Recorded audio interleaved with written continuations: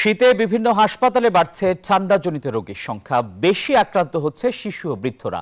হাসপাতাল থেকে আরো খবর জানাতে যুক্ত হচ্ছেন সহকর্মী মর্তিউর মুর্তজা। তিনি রাজশাহী থেকে আমাদের সঙ্গে সরাসরি যুক্ত আছেন। মুর্তজা, রাজশাহীতে হাসপাতালগুলোতে ঠান্ডাজনিত রোগীর চাপ কতটা বেড়েছে, কি বলছেন চিকিৎসকরা? আসিফ টিপু, রাজশাহী মেডিকেল কলেজ হাসপাতালে ঠান্ডাজনিত রোগীর সংখ্যা বেড়েছে। রাজশাহী বিভাগের বিভিন্ন জেলার রোগীরা এসে কিন্তু এখানে চিকিৎসা নিচ্ছেন। আমরা হাসপাতাল কর্তৃপক্ষের সঙ্গে কথা বলেছি, তারা জানিয়েছেন যে সবচেয়ে বেশি চাপ শিশু ওয়ার্ডে, এরপরে মেডিসিন ওয়ার্ডে। হাসপাতালটির 10 নম্বর শিশু ওয়ার্ড 40 বেডের জায়গায় প্রায় 150 জনের মতো শিশু আক্রান্ত হয়ে চিকিৎসা নিচ্ছেন। তারা বেশিরভাগই নিউমোনিয়া, ডায়রিয়া সহ ঠান্ডাজনিত বিভিন্ন রোগে আক্রান্ত। ফলে হাসপাতালের বেডে কিন্তু জায়গা না পেয়ে খোলা বারান্দা বা মেঝেতে চিকিৎসা নিতে হচ্ছে। অভিভাবকরা বলছেন খোলা বারান্দায় চিকিৎসা করতে এসে দুর্ভোগ আরও করছে, আরও ঠান্ডা লাগছে।